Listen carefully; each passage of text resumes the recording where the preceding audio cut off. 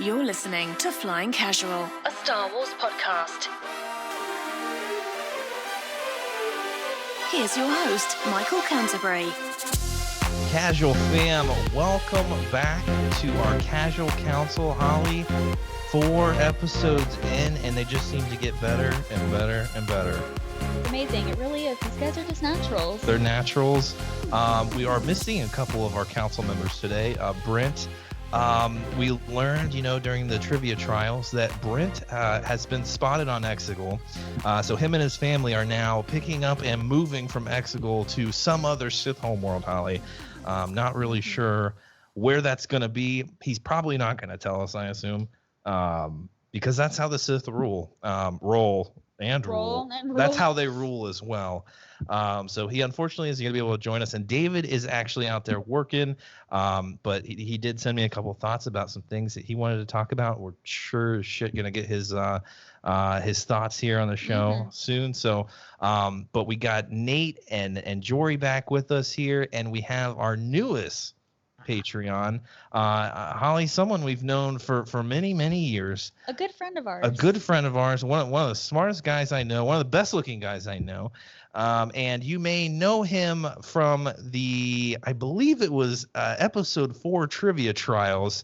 And I tend to not remember that episode, Holly, because I was highly intoxicated from that. I don't even think I could remember if I tried, but you may know him as the just, it just came up short on his episode 4 trivia trials. Andy Dugan is joining us here on Patreon. Dugan, how you doing, man? It's been a long time. No, it's been a while. I'm really happy to be making my debut here on with the council. I am an avid listener, even though I haven't been on before. You guys get me through my weeks sometimes, so I'm pumped to join. Hello. Well, we appreciate that. I mean, it's just, I feel like our conversations are going to pick up where we left off. We used to work together a while back for 6 years, and you left to go do bigger and better things and save the world. But I feel like, those conversations we had in my office and your office are just going to flow. Let the rosé flow, let the conversation flow. We're just going to pick up where we left off. But I'm so glad to have Dugan here. He's a deep and sweaty Star Wars fan. And if you didn't see the trivia, I'll say go to the Rebel Watch podcast feed and find episode 4, and you'll just tune me out because I was, like I said, highly inebriated. But you'll hear the deep and sweaty knowledge that Dugan has. I mean, right on par with Luke. People give Luke a lot of credit, and that is completely owed. But Dugan is right there with him. He was toe and toe the whole time. Dugan, I don't know about you, but I'm thinking we may need a rematch. And if it's got to be episode 4, it's got to be episode 4. But it might just be all of Star Wars. I don't know. Only if we got some psychopathies.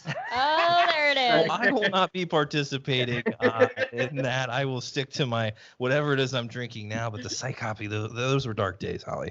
Yeah, I don't know. Do you want to go down that path again? I went full dark side when going down the psychopathy path. So maybe we'll see. We'll test the waters. But I don't think there's any turning back from me at that point. So we got to be careful. But glad to have Dugan here. Got Nettie back. Nettie, you and I, my friend, if you guys are watching on YouTube, we're going to see we're going all woodsman on you right now. This is just, I don't know, a couple months, Holly, right here for me. And I think that's a couple days for Nettie. Nettie, you got that beard. That's looking real good, my friend. How are you doing? Yeah, I figured it was time to channel my inner Kenobi here, so grow it out a little. But it's been a long couple weeks, but I'm doing well now.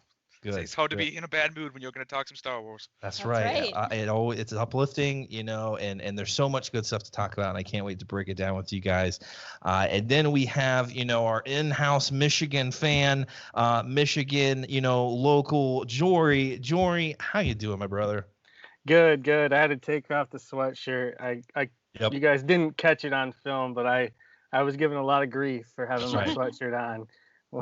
Now we have the Flying Casual t-shirt. We're good to go. Highly appropriate for the podcast, and I do appreciate it. And Jory knows he can wear the sweatshirt if he wants, Holly. Okay. It's just in post-production, I'm going to throw a big black bar over it, so you have no idea. It'll just look like he's naked. I think the proper thing to do is just put a big X over the M.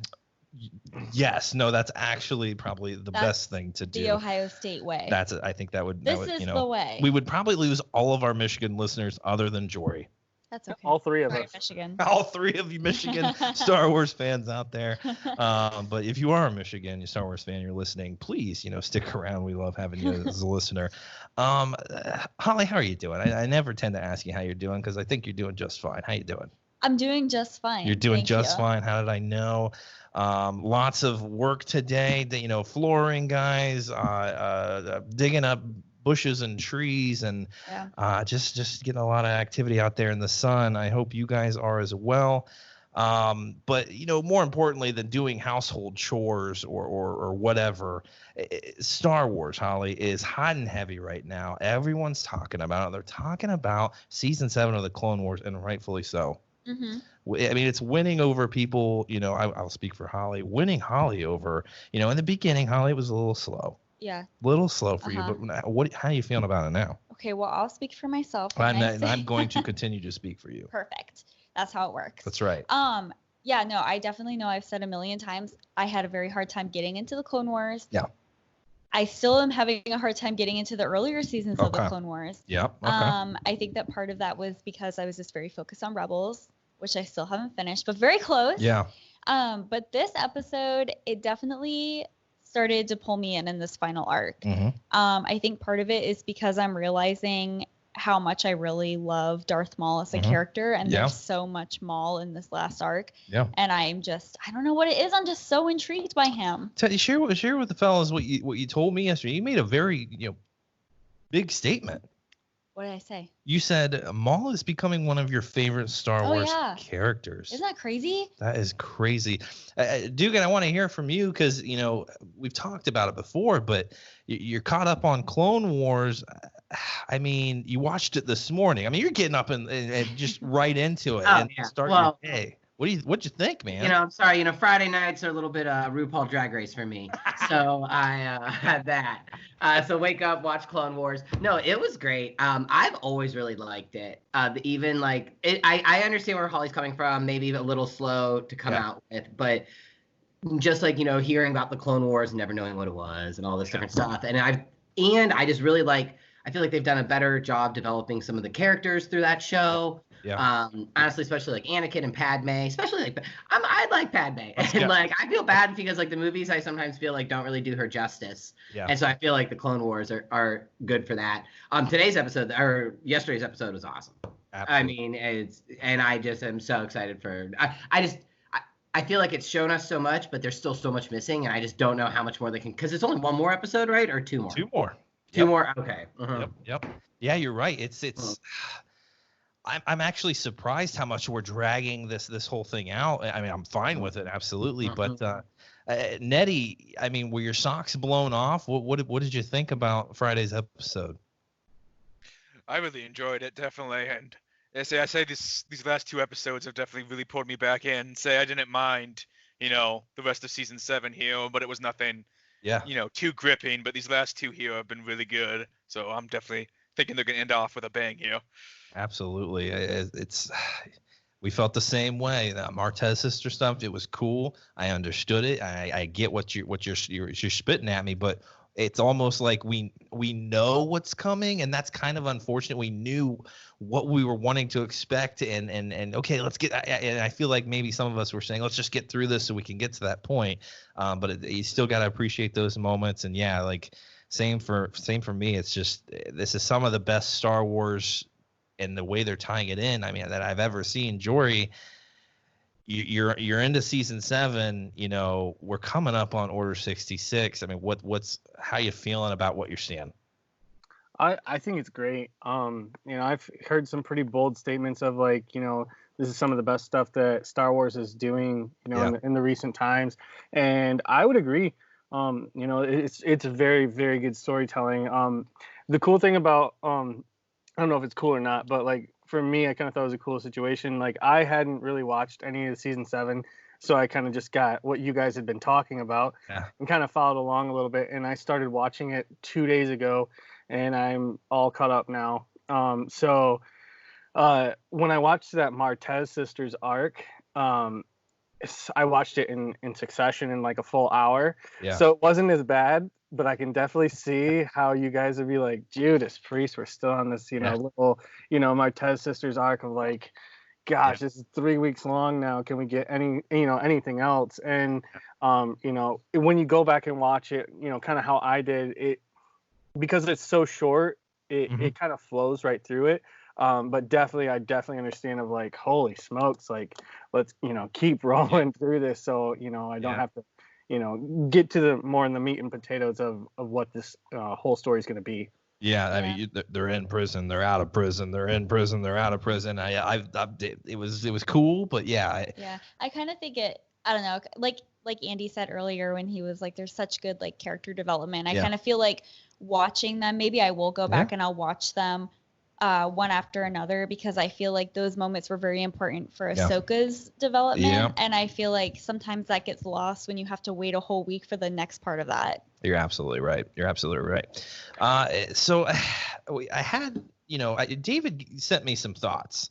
Let me find those. While you're finding that, Jory, sorry, Jory had something. Oh, you're good. Go ahead, Mike buddy. didn't see me. You're good. Oh no, I was just gonna ask you, are you guys gonna end up watching next week? Are you going to watch it on Friday, or are you going to wait until Monday and watch 2 episodes back to back, because they are releasing the final episode on May the 4th?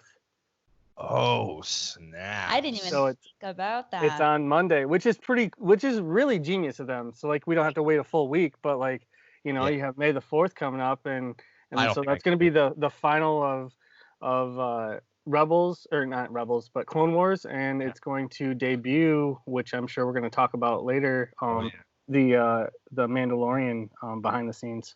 Oh, you're absolutely right. I don't think I can personally wait. Holly, can you probably not. I actually am. Now, like I said, I'm getting to the point where I'm like actually looking forward to watching it, and so I'm probably going to have to watch it right when it comes out. Yeah. Oh, absolutely. Yeah, no, I'm not going to be able to wait. Besides, then everyone's going to want to talk about it, and I'm going to have to avoid the group for a whole weekend, and not going to happen. Guys, let's get into this thing. Holly's right. Maul is becoming such a complex character, and he tends to be right a lot of the time. Oh my God, yeah. It's kind of crazy. There's just so much depth there, and we talk about Maul and his roller coaster, but like he's fairly level-headed. I mean, there's times he gets out of control, and obviously he hasn't grown. He's all about revenge, but like revenge aside, with Kenobi, I just don't. He's very tactful and he's very insightful. Nettie, walk me through. I mean, you said these two are pulling you in. Maul and Ahsoka there. What's some of your favorite moments of their confrontation there? I mean, obviously it's epic lightsaber stuff, but the conversation they're having is so deep. Yeah, see, like you said, I think just the conversation's been really interesting, and the whole perspective that Maul was trying to get Anakin there so he could kill him and stop Sidious. I thought that was really cool. See, I know in Rebels Maul talks about the Sith betrayed him and all of that, but it was still kind of cool to see that in action. And I haven't read that Darth Maul comic line between when he takes over Mandalore and right now, so I'm probably missing some details there. But I think it's definitely really cool to see him have that hatred towards the Sith too now, and not just the Jedi. And like he doesn't want Sidious in power anymore. He wants to stop him. So I thought that was a really interesting take on the character there. Yeah, he's faced Palpatine before, right? And pretty much got owned and embarrassed and obviously betrayed. But to think, I've had this vision of his new apprentice, fulfilling his destiny and being his pawn in this big game, and I can just simply take him out of the game, and he's back to square one, finding another apprentice. Jory, I know you're a Maul fan and a Dark Side fan, as we saw, a little bit in the trivia trials. Not too much, but we won't spoil anything. But what do you like about what Maul's laying down there, and just what did you like about their confrontation? See, like I am not, and I think I might have went over this before, but I am really only have watched season 7. I started going back through, and we talked about this before, watching through Clone Wars. So I don't have the full spectrum of Maul that everybody else has, Mhm. but he is a very complex character. Yeah. And he is a very smart character. Like just how he just little things you guys were just saying, how he approaches everything is very smart.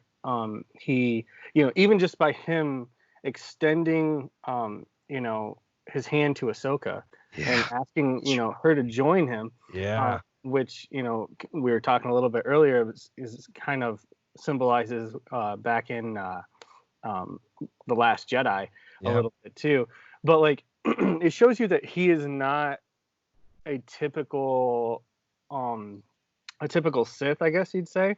I mean, he is, but he isn't. But like him seeing past, like, I can do this on my own. I can do this, my way. No, I need help, and I'm going to ask for help. I'm going to go, find what I need.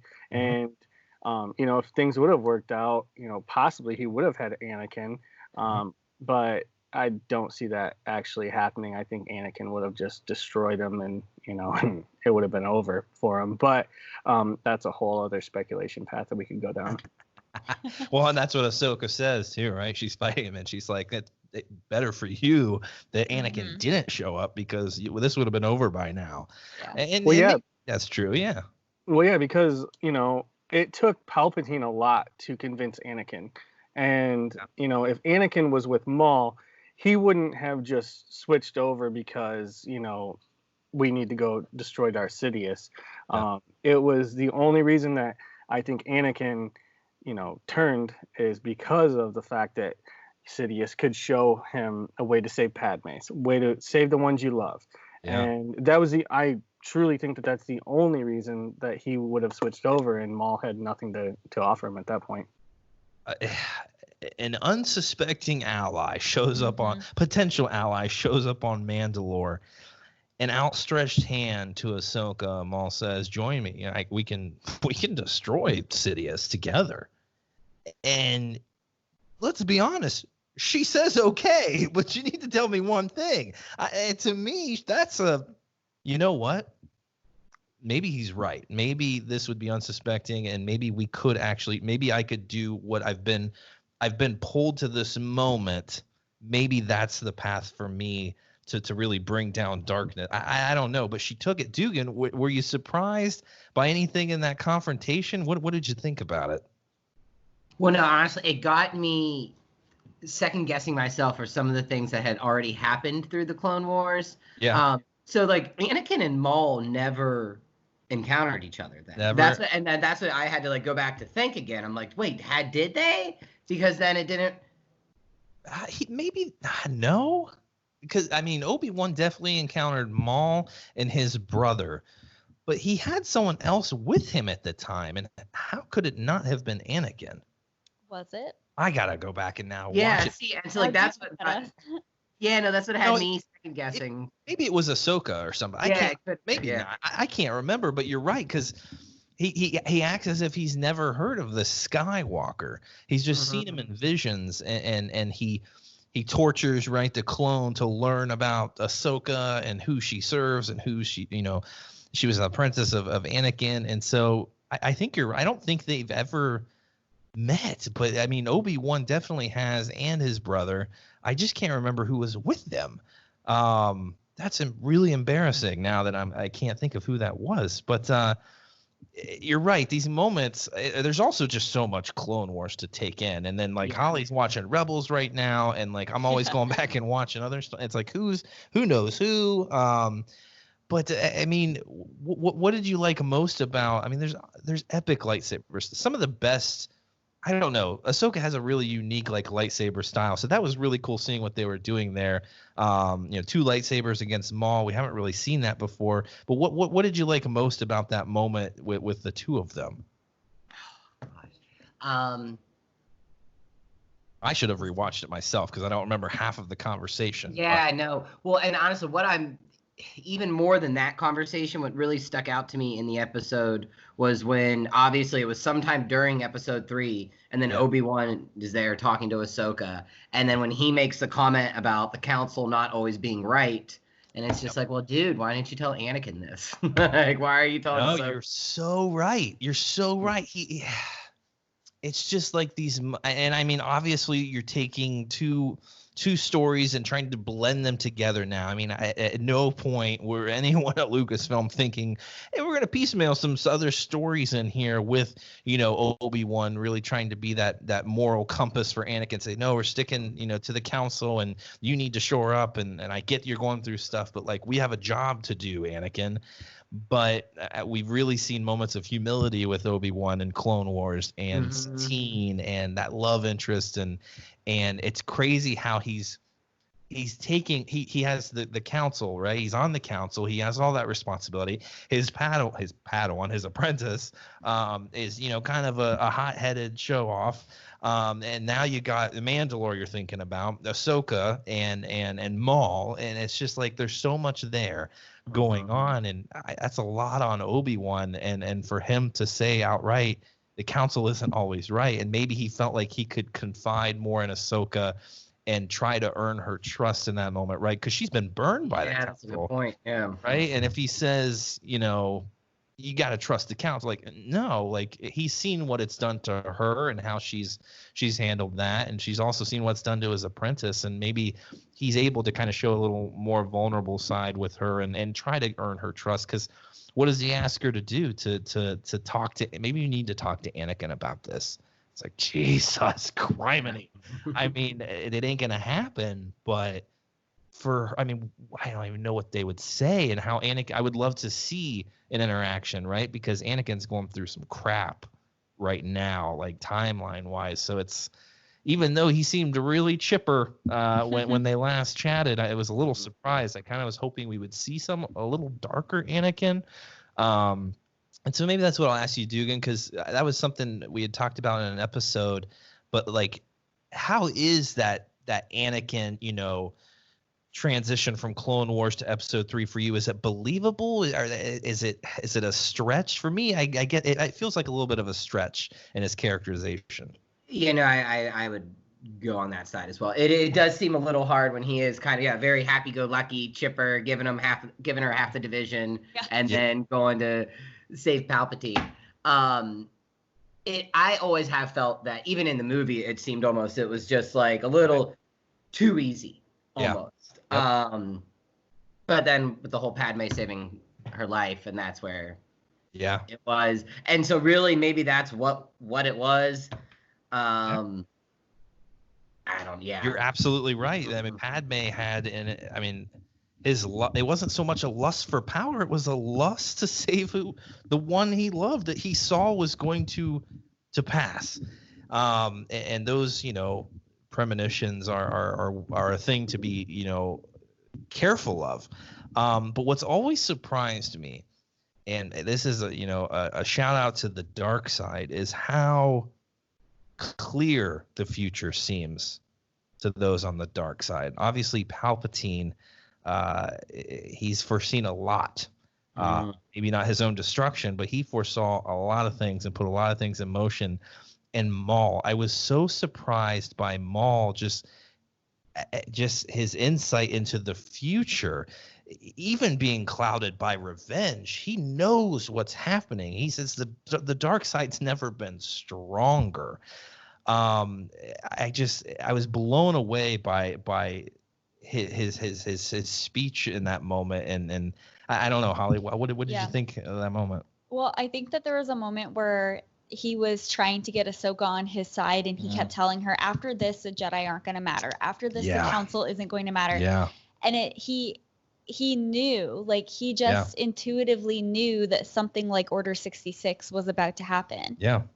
Like, that kind of, like, surprised me. I agree with how, like, much he knows, and he was so right about everything. And we know that he's right about everything, but obviously Ahsoka isn't going to believe that. And I found myself being like, oh my God, like, I wanted to shake her. Like, he's right. You need to see that he's right. But of course, like, she wouldn't know that. We just know that, which makes it more frustrating for us as an audience because we know so much more about what's going to happen. I almost I almost became somewhat of not a.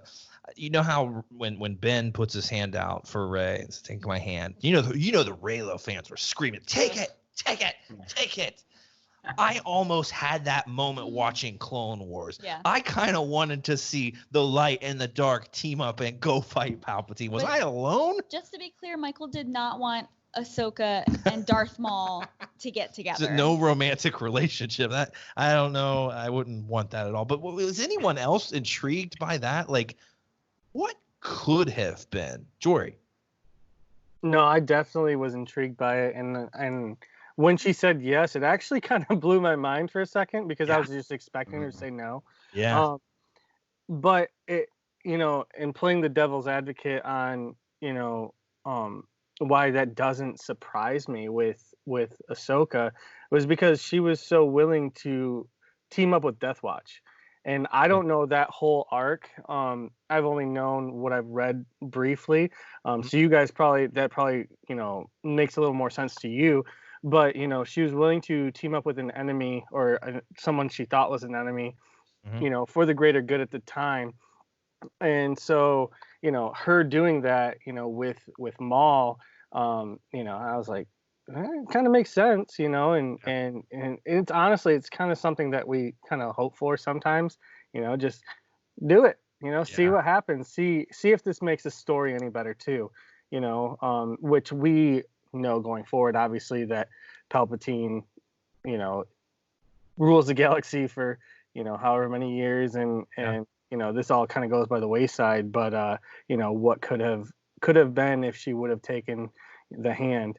And another quick thing too, going back to the Anakin thing, and once again, kind of just playing devil's advocate as to why, maybe he's being chipper, and just because like sometimes people will go through things personally, and this is more kind of on a human level, that they're going through, but while at work, which is what Anakin's really doing, they're still able to joke, they're still able to kind of be lighthearted, because it does seem like this to him is all kind of a joke. He's like, these troopers over here, they're nothing to me. I will, as we saw it as he stood on the rock and all the lasers are going past him, and he's just like, whatever.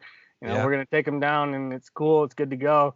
So maybe he's hiding something a little inside, or maybe not showing it because it's not directly on his mind at the time, but what really triggers him is when he has those dreams shortly thereafter, of Padme, and, what are we going to do? And how can we stop this? And that could have been a very quick domino effect because of the things that Padme is everything to him. I think that there's nothing more important to him than Padme. At least that's how I've perceived it.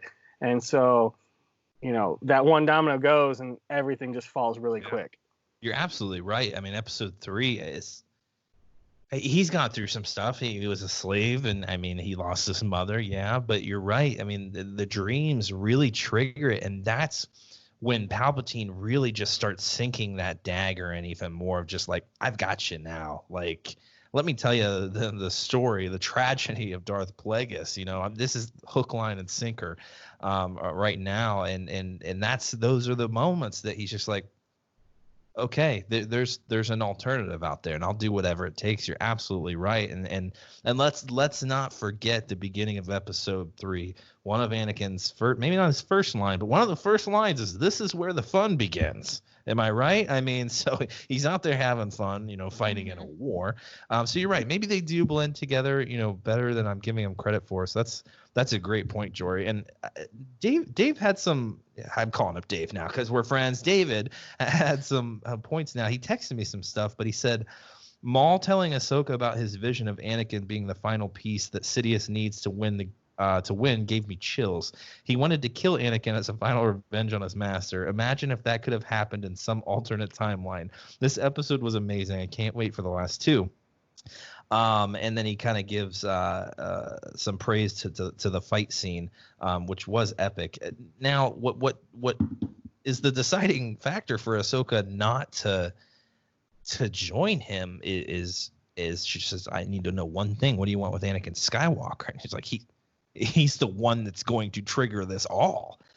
And it reminded me of Anakin, just kind of, or not Anakin, Obi-Wan finding out about his apprentice, becoming a Sith Lord, and just the look on his face, and just how his transformation has affected so many people. And that's, we get that in Rebels.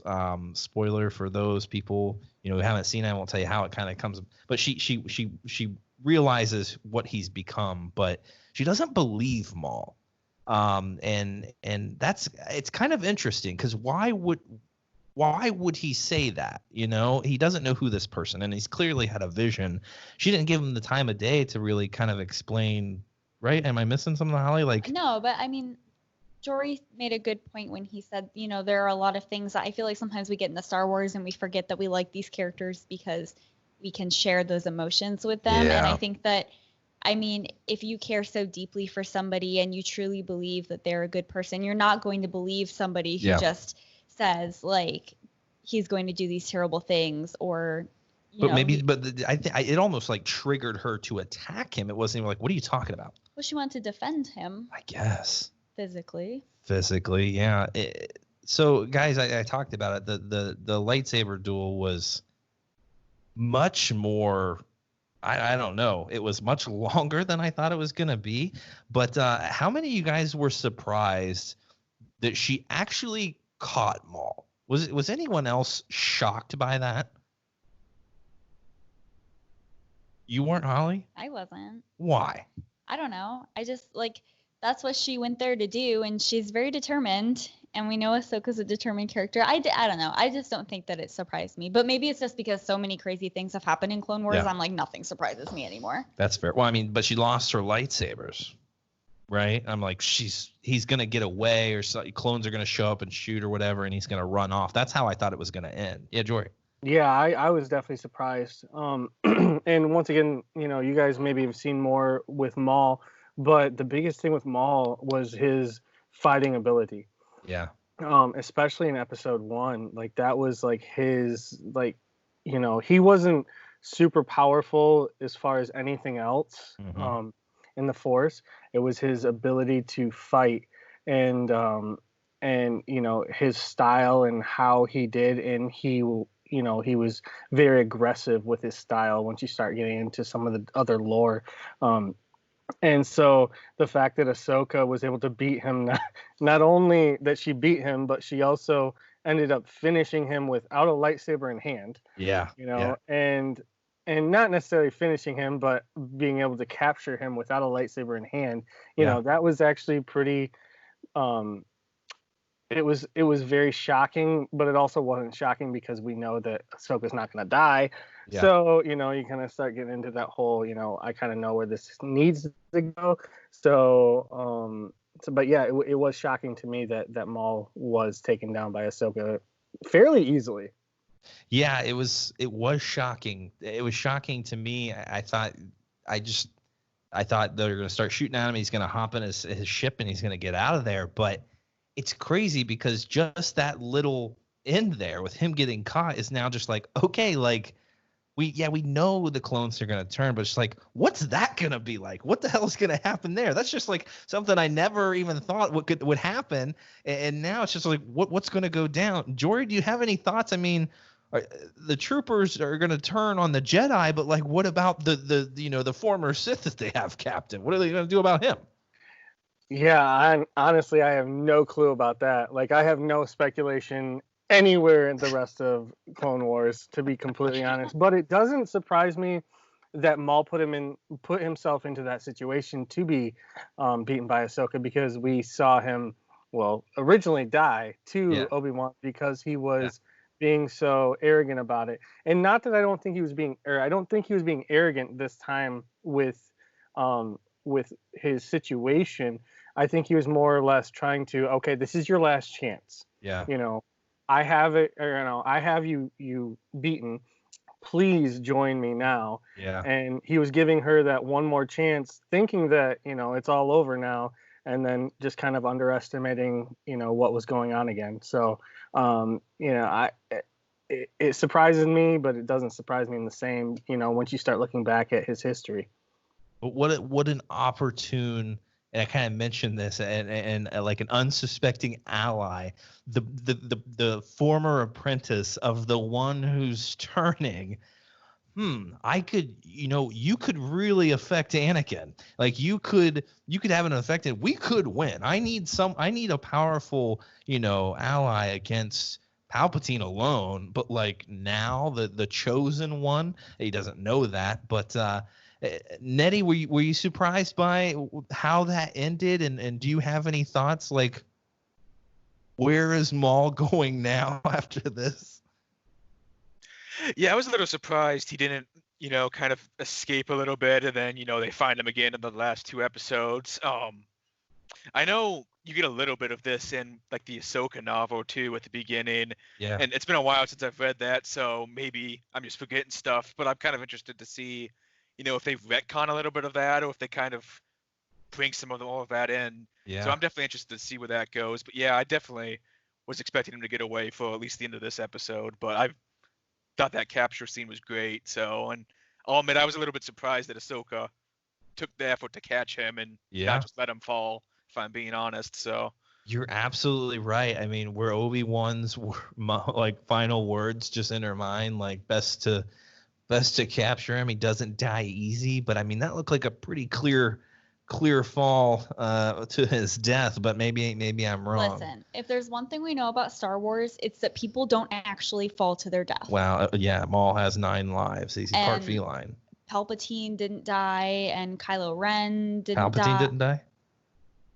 That's a joke.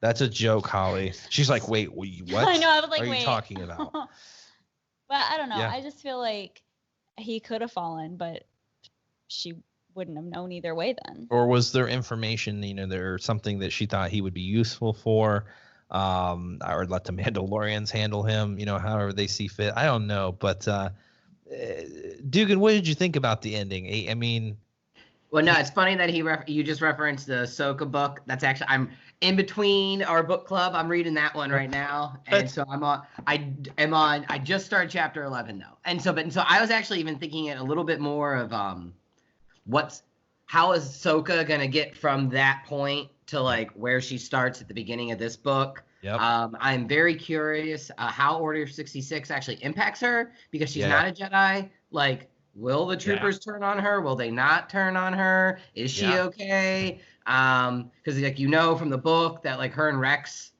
go out, like they go wherever out in the Outer Rim. So yeah, I'm obviously expecting Maul to escape, but I don't necessarily know how. I wasn't as surprised that he was caught, I guess. I felt like Obi-Wan kind of foreshadowed it a little bit, and I'm assuming he's gonna escape. Maybe it is just because I'm reading this book right now though, but I am much more like focused kind of on like Ahsoka and how she is gonna end this series and get from where she is now to Rebels, the book, and then Rebels, and That's a great point. I mean, I've been so focused on Maul, but you're right. Like, let's say part of her company, I mean, I'm assuming they do. I mean, there's only certain clones that don't remove the chips out of their heads, or they malfunction with some, or whatever happened. But like these clones, they find how she's coming back. They've painted their helmets, to signify they're standing with her, and how they've stuck by her side, and to see them then turn. That may be more emotional than Order 66 ever was, because she spent so much time with these guys. She remembered one of the freaking clone troopers' names who got like hurt, and she's like, Sarge, right, or whatever the hell his name was. But like, I'm like, holy cow, like seeing that moment, it's going to happen. It is. Like, they're not going to make this easy on us. And that's the one thing about Dave Filoni there in that moment. You could have just had Maul escape, and then that's easily written then. And he goes out and he does his thing, and Ahsoka will find out what happens to her. But that could have just been easily written that way. But no, we're going to make this even more difficult. We're going to make Order 66 that much more impactful. And what the hell is going to happen with Ahsoka and God, I can't even begin to think about what that's going to be like. It's crazy. And when Maul was falling, and this is partially like Sam Witwer just knocked it out of the park. But I also had to turn up the volume a lot on this one because Maul, he tends to speak very quietly. But when he was falling, he just screamed out like, "We're all gonna die," or "You're all gonna die." I don't remember exactly what he said. That just sent chills down my entire body. He has foreseen this, and no one's listening. It's crazy. And this is, we kind of talked about this on an episode not long ago, but like Maul went from being this really cool looking character in episode 1 who, had a couple of lines. It wasn't even Ray Park speaking in those moments. He didn't have much of an impact, and then George Lucas one day just says, we're going to bring him back. And it's just like, the dude who got chopped in half, like, how the hell are you going to do that? Like, that's not going to be that interesting of a story. And he's been the most interesting part of Clone Wars.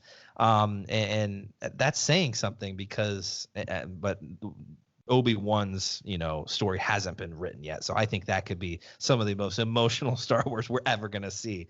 But Maul has just captivated me, and Holly, obviously, favorite character. I mean, so it's just, and we're not even at some of the biggest moments we're going to experience. That was so crazy. Anybody else have anything they want to talk about Clone Wars? I'm trying to think about. Actually, I got a question for you, Mike and Holly. So how much do you think Maul foresaw these things, or how much Palpatine told him? If Palpatine told him anything. I don't think he knew anything. I think this is purely his insight, and I mean, he knew that Sidious had a plan, that Sidious obviously wanted to destroy the Jedi, but he was surprised. I don't know if you recall talking about the clones. He mentioned the clones. He's like, oh, he's just kind of looking at this. This is how you're going to do it. Like, this is how you're going to do it. He said that, right? He said something about looking at the clones all around or whatever. Oh, this is how you're going to execute this. So he had an idea, I think, what Sidious was, wanting to do ultimately. Obviously, Sidious never would have told his apprentice all of his plans. Same with Dooku, but he was impressed by him for sure. I think it's visions. I think clearly with Skywalker, he had to have had some sort of vision. He had a vision. To know that, yeah. He had a vision, and the name Skywalker came to him. Yeah. I think that he had a vision, and he saw everything. Yeah. I think that he saw what was going to happen, because we know that he knows some voodoo. He knows some witchcraft. He knows some stuff. Oh, yeah. I feel like he had a vision. I think he foresaw all this stuff happen. I know that Maul is an opportunist, and he's very clever, and he's very crafty. And so as soon as he had this vision, he was like, that doesn't work for me. Yeah. It also doesn't work for the Jedi. Yeah. And here's this Jedi who just fell into my hand, who's not actually a Jedi anymore, but very vulnerable. Yeah. So I'm going to tell her everything that I saw and see if it freaks her out enough, since she left the council, that she joins my side. Yeah. And she, what does he say? He says, we can destroy Sidious. He never names Palpatine, and I don't think he knows Palpatine's role. He says, we can destroy Sidious, and maybe I was just dreaming this, but didn't she say, why? So you can just rule, or something like that. And she's right, because that's his ultimate goal, is to gain power. But it's just there's and thinking of just Rebels and his ending, like. But there's a side there that, he did want to just destroy this person who has wronged him. And you feel a little sorry for him. Oh, absolutely. This horned creature, I feel he's been wronged. I feel sorry for him. He was promised all these things, and then he just, in his weakest moment, everyone just turned on him. And so you gotta admire his will to overcome. But a lot of that's just his foresight and his insight into understanding Sidious too, and that's just crazy. Skywalker's the one who's gonna do it all for him, and if I can, make this happen, well, we got the upper edge then. Yeah. But that was crazy. Yeah, Jory. Yeah.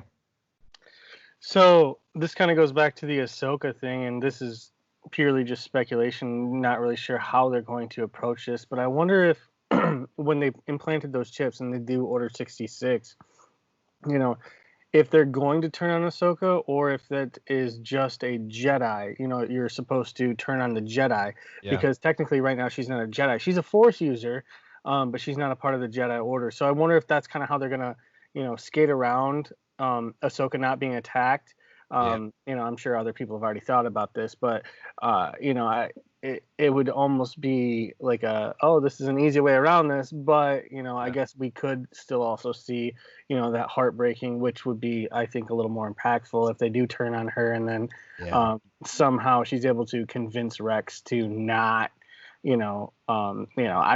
don't really know exactly how they would do it, but since she is not a part of the Order, that they could get around it in that way. I think 66 Order 66 was you're turning on your general. Like, all these companies had these generals out there in the field, and all of them were just like, we're turning on this individual, and we know one thing: the clones are loyal, right? And if Ahsoka's the one they've been standing by this whole time, why wouldn't they associate her with being her leader, especially since she was kind of just like, I don't know, appropriated back into the Jedi Order, so to speak, right? Now, if that's the exact verbiage, of how they're gonna do it, isn't Rex their general now? Well, that's true. That's true. Because granted, once again, I think we're just all speculating at this point. Yeah. But if they did turn, and they turned on Rex, maybe Ahsoka saves him, and then that's kind of how they are able to, get around that. I think there's many different ways they can do it, but that would be actually a really cool one. If they turn on Rex, and then Rex is like, oh shit, we gotta get out of this, and he turns to Ahsoka, for that protection and aid. Yeah, Rex, I can't remember exactly what Rex did. Rex may have taken his chip out. I can't remember. That was years and years ago, Clone Wars, but he definitely did something to himself. I don't think his just malfunctioned. Some of them did, but I'm pretty sure he took his out. I got to remember who that was who did that. But some of them figured out, we got this thing in our head. Like, this is ridiculous. Like, we should be thinking for ourselves. So that, we got to go back and rewatch all that. How much do we actually know about the actual Order 66? Obviously, we know the results of it, but we don't really know that much about where, where it came. I mean, you know what I'm saying? Like, we don't know the details of it, like how that decision was made, and like what the verbiage in the Order is. And will you see Palpatine? I'm sure he's devised it already, but will we see him doing anything else with it? Yeah, like creating the actual Order itself. I wouldn't want to be in the board meeting with that, but he is the board, so there's not a whole lot of discussion there. But I don't know, guys.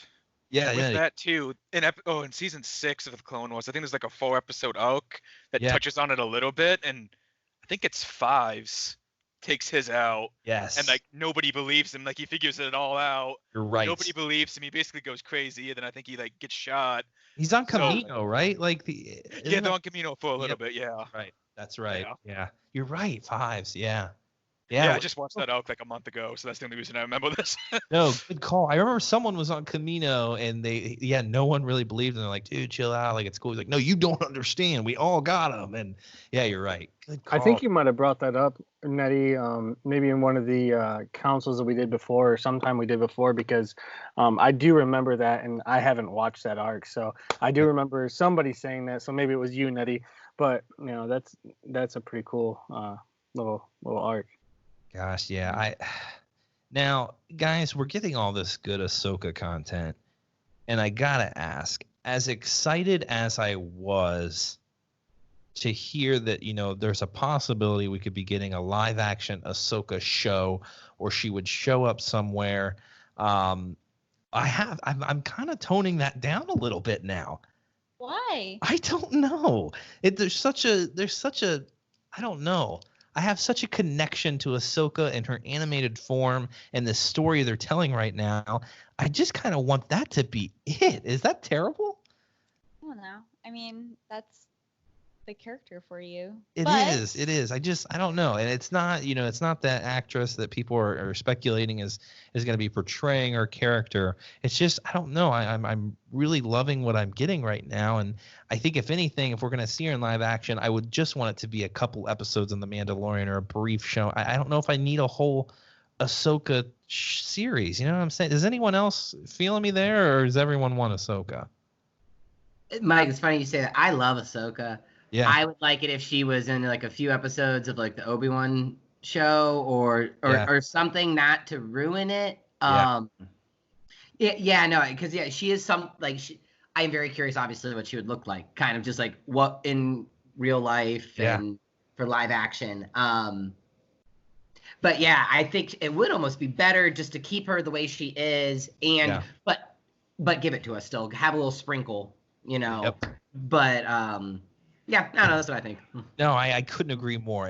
But I want a more like wizened Ahsoka. I want the older, more mature Ahsoka who's not going to go out with her laser swords and flip around in live action. I want her that mentor almost. We always see the Jedi, growing older and mentoring. I want that. I don't need her with laser swords. I've seen so much of it. I just want her to dig deeper, even deeper. She's gone through so much crap. It's like Obi-Wan on freaking Tatooine. I just want him miserable and dark. I want to see him go through some crap. You know what I'm saying? Emotions. I want it. Like, it's something that Ewan McGregor can do, and it needs to be done. He's such a good actor. Let him tap into that. And that's what I would want to see Ahsoka in live action.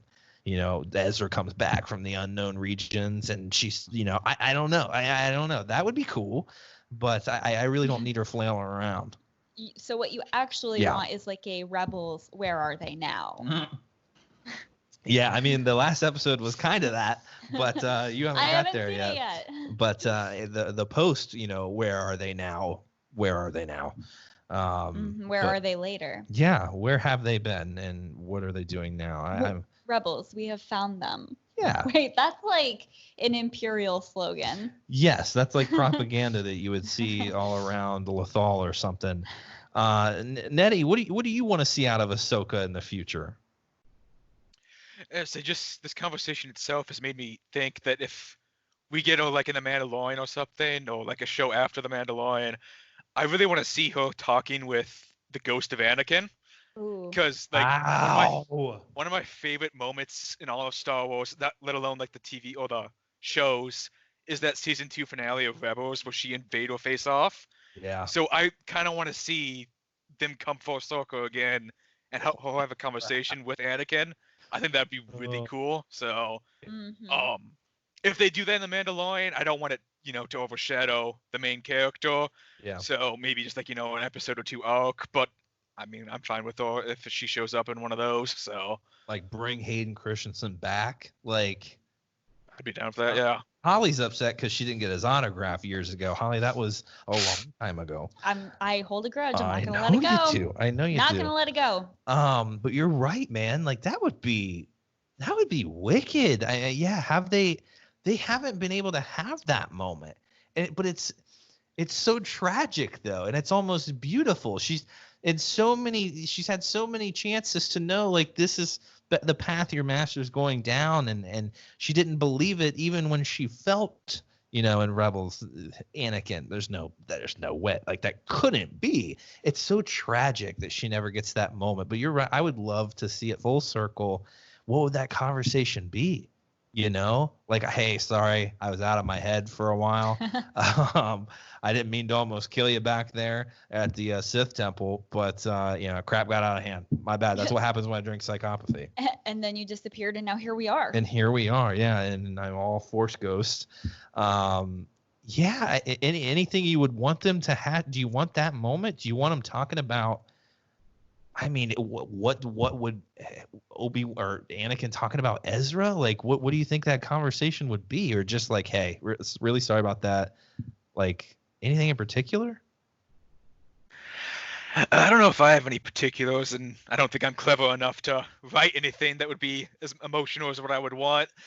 But I just think, even explaining like what happened, like how he fell and like how he came back, I think would just be really interesting. And yeah, I'm not sure even, but and maybe we won't see it because of that exact reason. It'd be kind of hard to write in there, but I think it would be cool if somebody could pull it off there. Or what if it's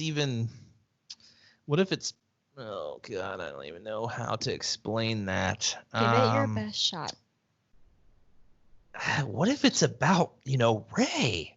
I mean, they all speak to Rey in her final moment in The Rise of Skywalker. What if hey, you know what? Like, people thought I was the chosen one, but there's darkness is still out there. It hasn't been destroyed. Like, we need to do something about it. We need fulcrum.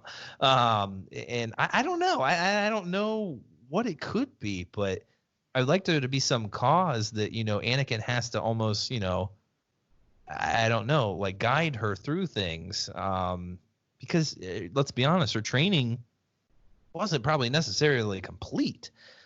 She becomes a more well-rounded warrior and, whatever, probably from leaving the Jedi, but I would still love him to counsel her a little bit. The moments that they didn't get to share, right? And through her complete training. But Jory, what do you think, man? Man, you guys just brought up like so many different fantastic points. So just like my mind's just racing. So, but no, I think, and I'm not sure who brought it up, but just kind of sprinkling her into the Mandalorian would be really good, and it would test the waters. It would see how people reacted to her, and once again, I think this is why Disney Plus, is so awesome for Star Wars, because you can be like, okay, we're gonna sign her for a two show deal, and then hey, everybody's really loving Rosario Dawson. So hey, let's get her own series now. And then that's when she, has her discussions with Anakin. That's when we really start digging into Ahsoka, because I think from the public, like everybody, I mean, pretty general consensus is everybody loves Ahsoka. I mean, or is fond of Ahsoka. Mm-hmm. So, hey, we're going to give her live action because we've never done this before. We've never taken somebody off the cartoon, and then putting them into live action. This is the first time we've ever done this. So let's see how everybody, responds to it. And then, okay, they really like Rosario Dawson. So let's age, not even necessarily age her, because we don't really, I mean, I don't know how her species ages, but, let's put it into, a few years later. And then, her speaking with Anakin, her doing this and that, and getting more of her story. Like you said, getting this wiser Jedi, or not even a Jedi at that point, but a wiser person. And, and like you said, it could end up being something that she talks, in the future to Rey. It could be, which granted, I don't know if that would ever happen, because I don't think we're going to see Daisy Ridley back for a while. Yeah. But it's just, there's so many different ways that you could do it. And I mean, maybe we should just start working for Lucasfilm. The five of us. We'll just all pitch it to Lucasfilm, and and they'll be like, all right, you guys are all hired, and then we never have to worry about anything again. And amen. I think let's make that happen first of all. So Kathy, let's see if we can get some contracts drafted. But have your people call our people. Yeah, our people. We don't have people. But see, I'm not too worried about Kathy, because I think she's on her way out. And so my man Favreau, though, we're gonna talk about that. That's who we want to be wooing. We're gonna talk about that here in a second. But I love the idea of bringing Anakin back, because so many people, I wasn't necessarily bummed out, but I know a lot of people were, that in The Rise of Skywalker, he didn't get a moment or a force gun. I know everyone was kind of expecting that, and were a little let down that you only hear him. So what if they just came out and in this live action, she's just like, I don't know what to do. And just, I'm talking as brief as Luke Skywalker showing up in The Rise of Skywalker. That's all I think we would need is, here's this moment that we're gonna have master. Like, it's impactful, it's short, and you know what you need to do. Like, you always have. You're always my greatest student. Chills. Like, let's go. Like, you were my only student, and you're the best student anyone could ask for, and you didn't need me. Obviously, like, I failed and you didn't. You rose up to the occasion, and should I just write the freaking thing? Just write it. Should I just write the entire like moment there with them? I think that would be, what a great concept. Like, let's make it happen. That has to happen. I think that would be such a nice tribute to him and all those fans who have stuck by Hayden Christensen and were kind of expecting to see him in The Rise of Skywalker. I think that would be a nice little nod. I would take it. Let's be honest. Like, the tail end of 2019 and now into 2020 has been very emotional for all Star Wars fans. So why not just throw that in there with it? Well, and the thing is like, everyone, was so upset that he didn't show up. But here's the thing. It would just be weird. Like, Rey had no interaction with him. Who the hell is this guy? And it looks like, it's my dad. I know he looks younger than me. It's weird, but you can't explain that, right?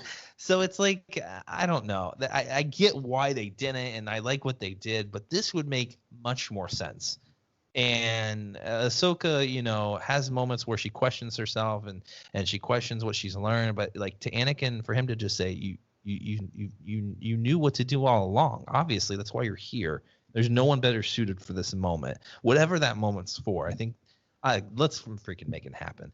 But I want to transition, because Jory brought it up. I want to transition. It's something that people are talking about. People have been talking about for a while. Kathy Kennedy, the president of Lucasfilm, doesn't appear to be going anywhere. But some people have, called for her resignation. They hate what she's done for Star Wars and Lucasfilm, whatever.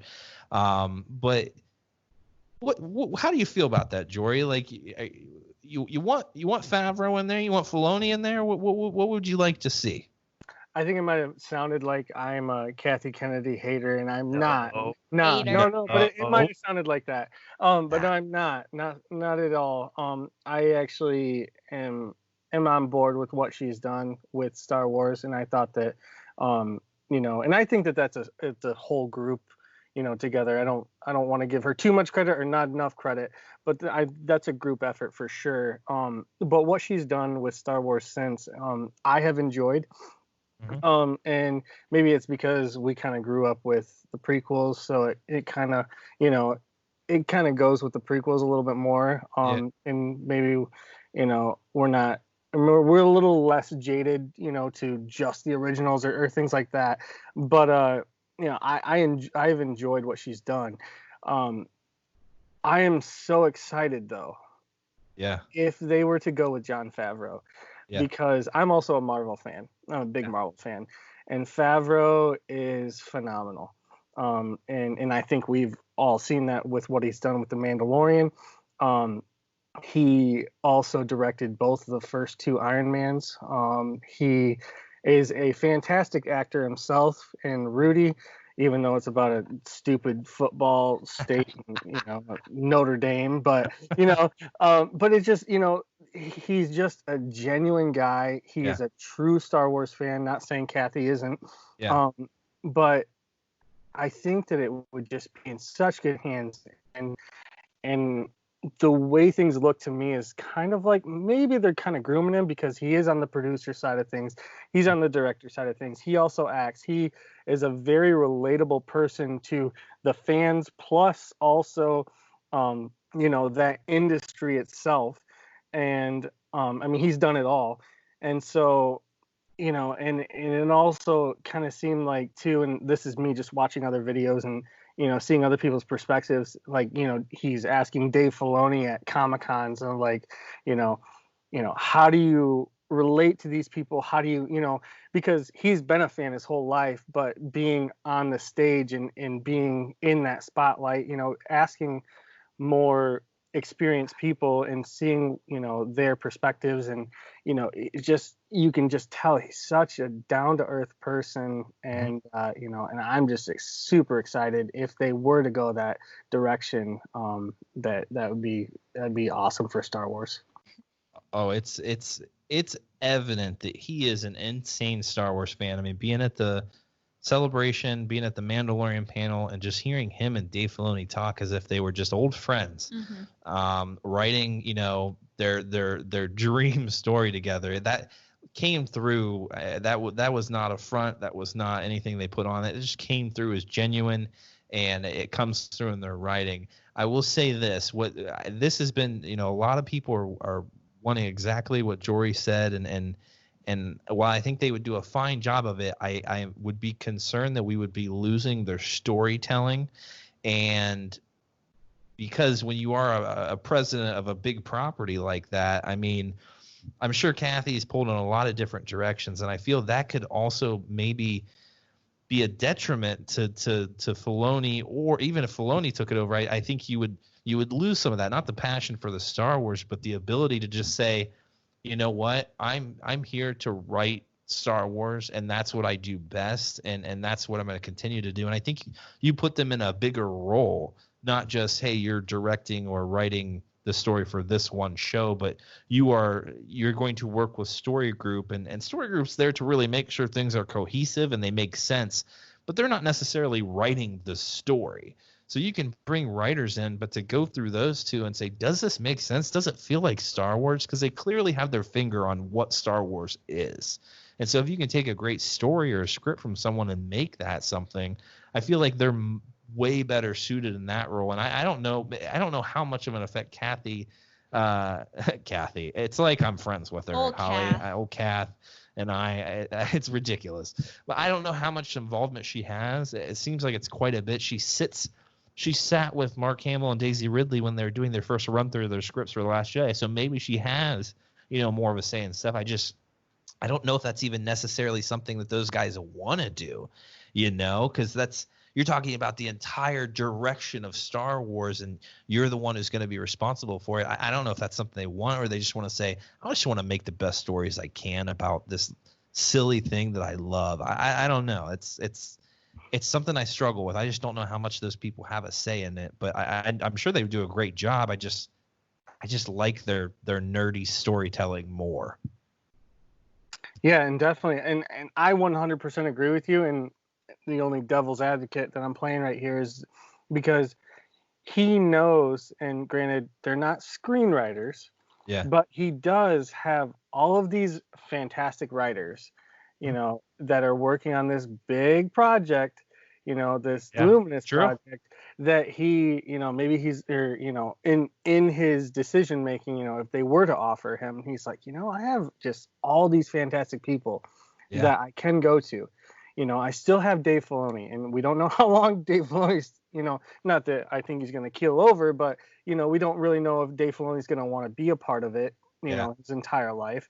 So it's, I think that he has enough people around him, and he's been around Kevin Feige, who is the head of Marvel, and he's worked with him personally. He's worked with him obviously it's all professional, but he's worked with him in multiple different ways to kind of see how Feige does things.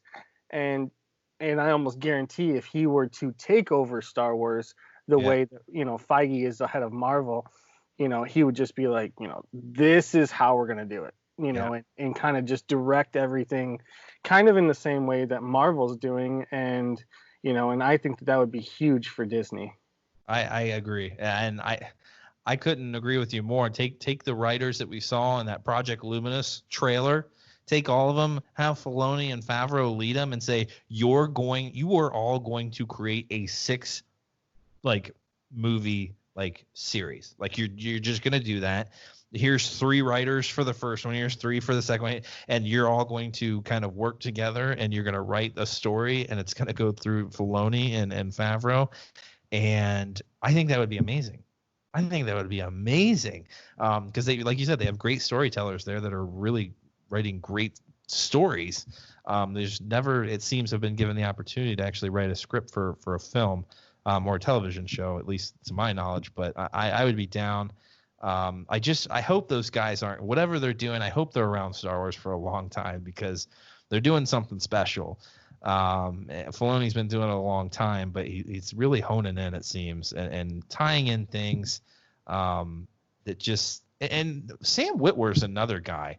I think I think Holly's annoyed with my obsession with Sam Witwer. I don't think a day goes by where Michael doesn't say something about it. He's like, remember that one time we were at that restaurant in Chicago and Sam Witwer was there and he would take a picture with us? Yeah, that's actually a really funny story. We were there with a buddy we had met up who was a listener of Rebel Watch, and we were having dinner with some people at a place near the celebration, or whatever it was, the convention center. That's what I was trying to say. And there's Sam Witwer having dinner with two people, and I was like, oh my god, that's Sam Witwer.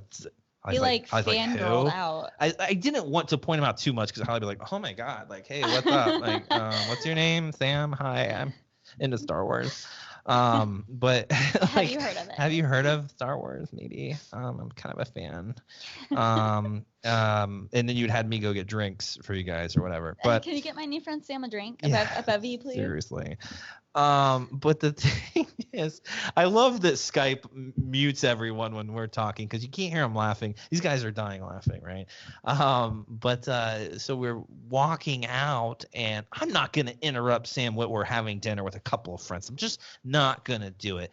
But of course, our buddy that was there with us, we're walking out, and he kind of goes back and he says, hey, taps Sam Witwer on the freaking shoulder and says, hey, would you mind getting a picture, me and my friends?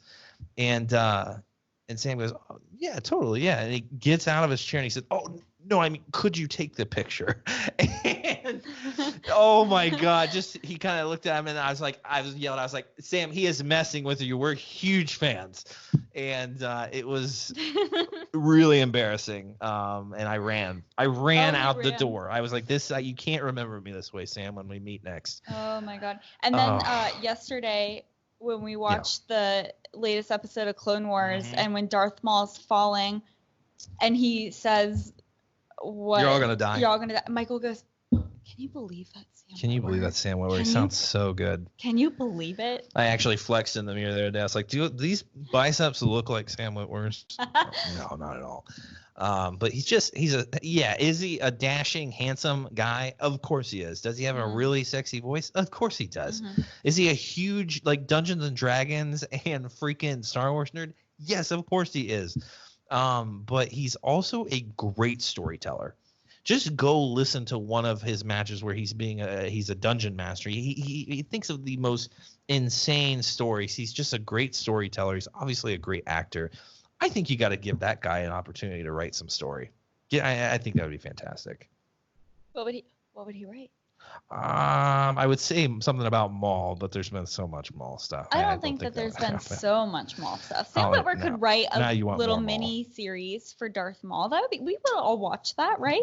Maybe it's just a Sam Witwer infatuation you're having right now. It's not actually Maul the character. It's Sam Witwer. It's not my infatuation. No, it's mine, very clearly. Very clearly. But that was a fun little story. But he has had input into the Clone Wars. He's had it in Rebels too, but like there's something he wouldn't really say too much on, but he's like, Dave and I had a moment and I just kind of threw something out. I'm not trying to take all this credit, but like had a moment. I said this would be really cool, and Dave went with it, and it worked great at the end. So I'm really interested to see what that was and what he's contributed. But I think he's a great storyteller too. They just have so many great writers and storytellers that they're not short on any talent there. It's just the execution and the vision and being a fan. That you obviously Filoni and Favreau are. So I'm down. Whatever's going to happen, they just need to be around for a long time. That's all I want to say. Here's everybody's homework assignment for the next. Write a Star Wars. That's already been done. For the next council meeting. Yeah. If there's something that you really want Star Wars to do, I think that we've talked about that before, but now you have to pick who gets to write it. Oh yeah, I would say Sam Witwer. What else? What was the other topic I wanted to bring up to you guys? Oh, I remember. Did any of you guys have a chance to watch the behind the scenes Mandalorian trailer? Nope, not really. I watched it 5 minutes before this recording when you made me. Perfect. That's right. Watch the freaking trailer. I was trying to watch it 5 minutes before, and then for some reason, I couldn't get Skype to mute, so I was just like, whatever, we'll talk about it live. Well, we'll go watch it because one of the big things, and this is kind of silly and nerdy, that I love about Star Wars is the behind-the-scenes stuff in the documentaries. You have me saying documentaries, Holly. It's becoming a problem. Michael, documentaries. It's not my fault. Documentaries. That's if you haven't watched The Director and the Jedi and The Last Jedi, it's one of the best pieces of documentary making I've ever seen. It was fantastic. I loved it. Something else I also loved, I don't know if any of you guys have seen it, was the roundtable discussion for Solo that they did, where everyone was talking. You guys, if you go check it out if you haven't seen it, but this feels like a hybrid of that, and I love it. I love hearing the stories just about like what people have experienced on set. I love hearing from the actors and the writers and stuff, but blending that with behind the scenes stuff is just, that's the stuff I live for. I've probably watched The Director and the Jedi more than I have The Last Jedi. It's crazy. Yep. It's crazy. I just keep coming back for that stuff. But I'll tell you guys one thing. There's something that Dave Filoni says in it, and it's just, it gave me chills. I kind of wish I would have done a reaction to this thing now because it was like a freaking movie trailer. But Dave Filoni said one thing George told me was just always remember that these stories need to always have hope in them. And that's pretty much for the kids. And the hairs on my arms just shot up. And it's just, that's why we watch, man. That's why I watch is the story and the hope. Yeah. So you're always going to get that. And that's what Dave understands that. You even felt it in The Mandalorian too. Like there's hope. This gritty, like I don't give a crap about anyone character has a sense of purpose now. He has a child. He has a literal child on his hands, and he has a sense of purpose and to do good by that child and to do good by the galaxy now. There's hope now in him. It's crazy. But I don't know. If you guys didn't get a chance to watch it, check it out. But is anyone else watching the behind the scenes stuff, or is that just me? Oh, I love behind the scenes stuff. And I wish I would have known prior to, because I probably would have had a little bit better thoughts and things for you. But it's not just a child, by the way, guys. It's the child. The child. The asset. The child. I mean, kind of like how you guys say the Ohio State, bunch of crap. But that's so funny. We do. That is a thing. I'm not a grad or anything, just a fan. But Dugan's a grad. That's what I'm talking about. Yep. Right. That's right. He lost so many points in this whole conversation now. Like, I actually thought he was a good guy.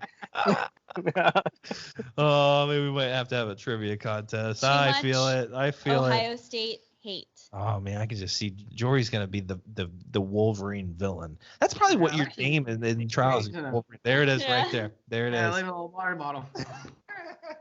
Oh God. Oh, it's going back on. I freaking knew it. Hostile podcasting environment. I know. But how about you, Nettie? You into those docs at all? See, I haven't watched too many of them. I really should, though. I know, Last Jedi is one of my favorite movies, and I know Rian Johnson makes a lot of those documentaries for his movies, so I should at least watch that one. And I'm always interested to learn more about Star Wars, so I really should carve out some time. Go do it, man. Pop it in tonight. Knock it out. Wow, phrasing. Yeah, you're right. That was a good one. I forgot all about phrasing. It's like this became a PG podcast.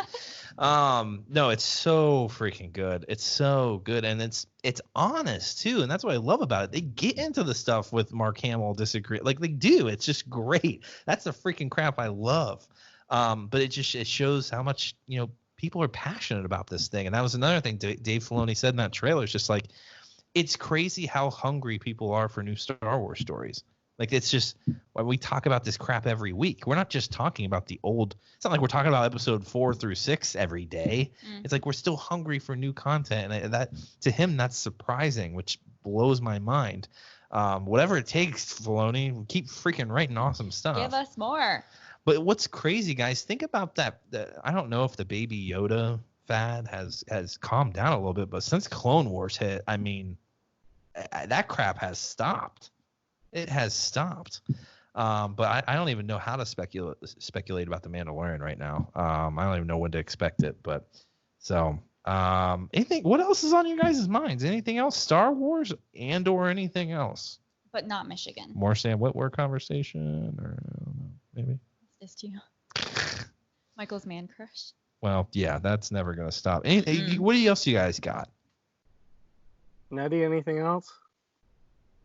No, I think you covered most of what I had. I nailed it, right? Just kidding. Phrasing. Mike, I saw you stretching out those arms. They are looking pretty good, a little defined. There you go. Yeah. See anything, but they're getting there. There.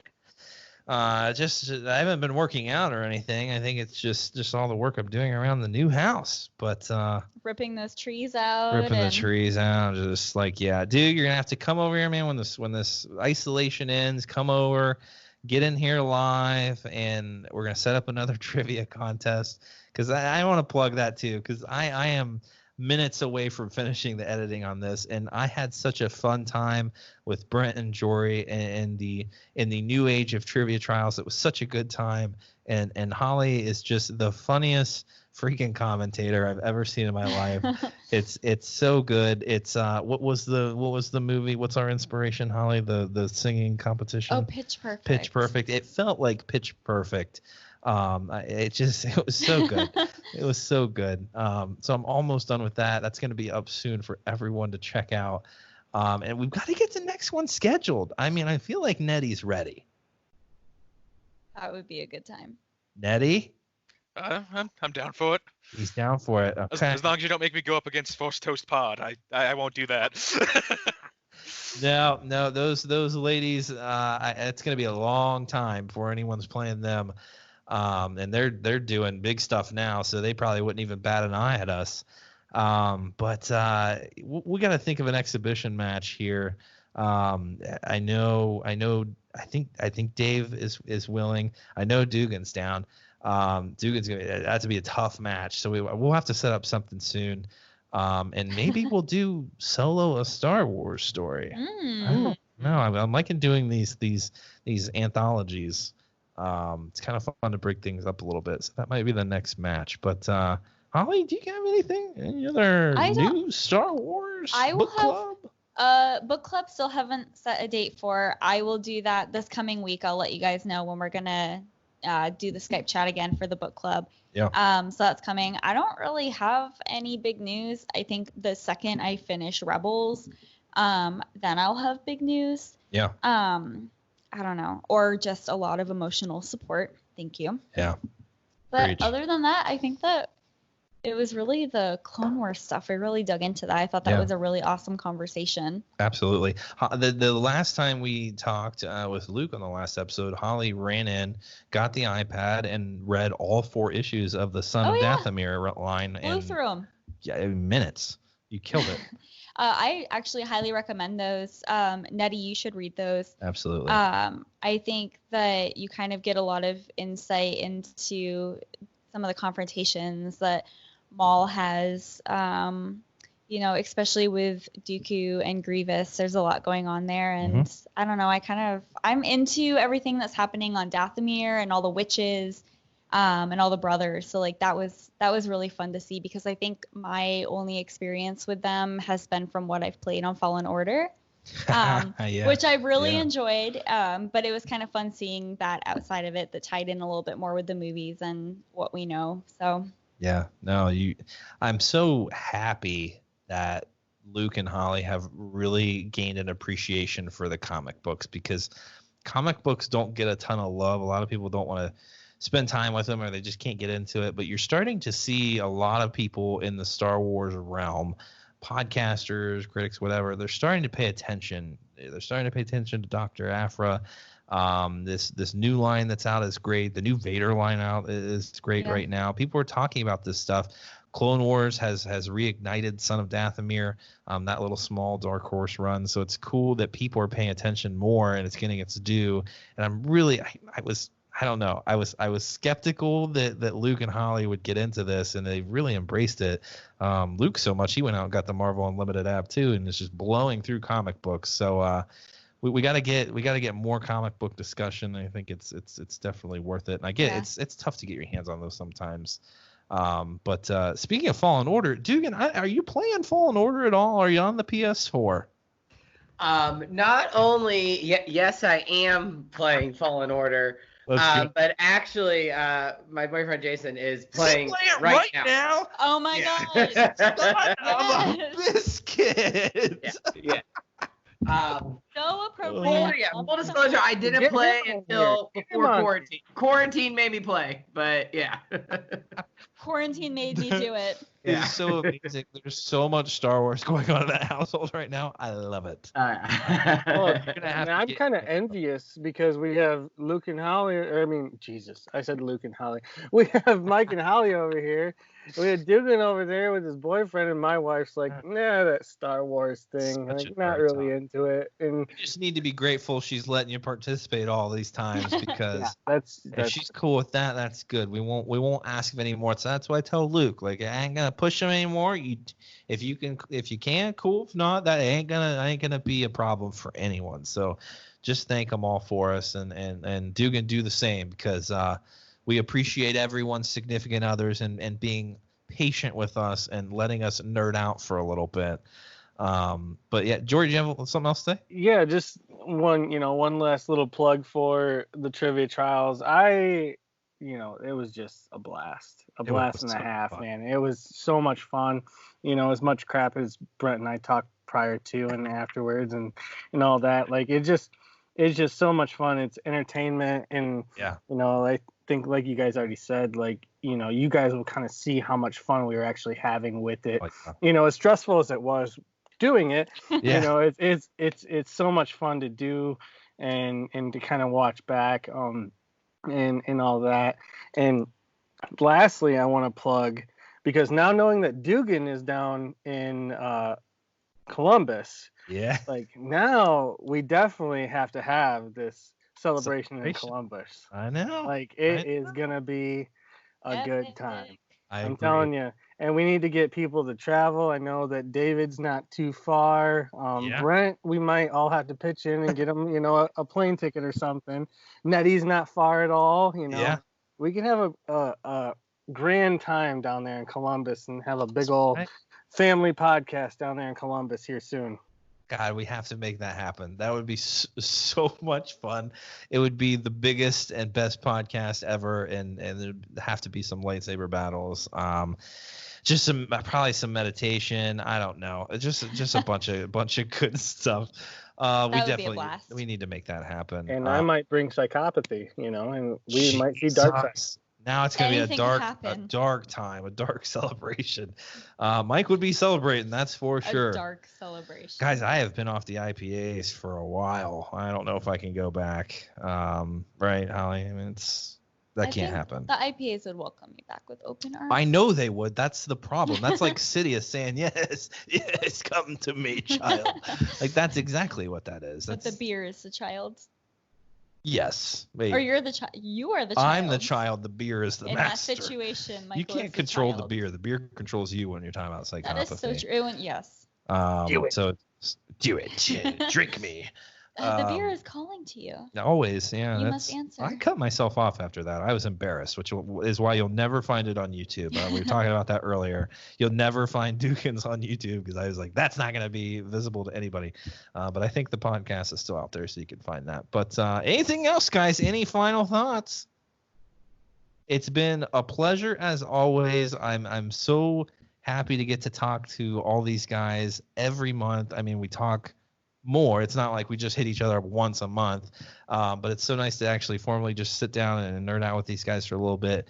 Nettie and Jory, as always, just killing it in the group and here on the podcast, and just being awesome, all around great people, and getting Dugan in there now, because Dugan has always been an awesome person in my eyes, and the fact that he's a part of this family is just fantastic.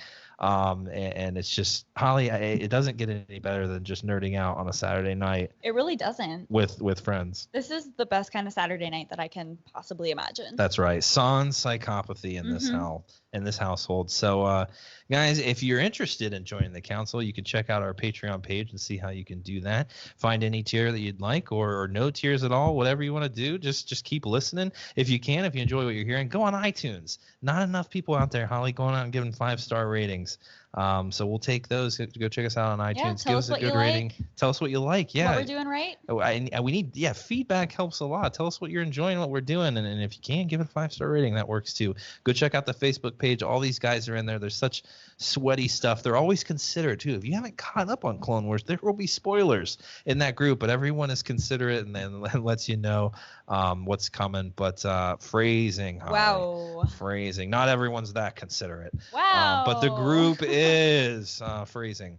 But go check us out there, guys. Like I said, the trivia trials are going to be on YouTube. It was a lot of fun. I think you're going to get a lot of entertainment out of that. So go check that out. And hey, subscribe to that page too. We're actually growing there, which is great. Holly and I are doing a lot of fun stuff on there. Planning to try to expand that a little more and get you guys some good entertaining stuff on there. We definitely have some YouTube exclusives. Yes. So check them out. It's been super fun to do. Absolutely. And we're growing there and having a lot of fun there on YouTube. So don't forget to check that out as well. But I hope you guys like what you're hearing. Jory says go get a 5-star review there. We'll absolutely take that and let us know what you're doing, because the feedback is what we appreciate the most. And we definitely love hearing like, hey, great job, great podcast, love it. But let us know exactly what it is you're liking about it. So guys, if no one has anything else, then I will go ahead and sign off here. Like I said, go check us out on all that social media. Check us out on Patreon, YouTube, Instagram, whatever you're doing. Send us an email, send us a voicemail. Let us know what you think about Clone Wars. I'm thinking a live stream, Holly, is in order here soon. Yeah, especially because it's going to be wrapping up. Wrapping up. So many phrasing references here, Holly. But yeah, we'll probably do a live stream here. Those are a lot of fun. We always have a good time there, so we'll probably be doing that soon. So guys, stay tuned, and we will see you next time. May the Force be with you.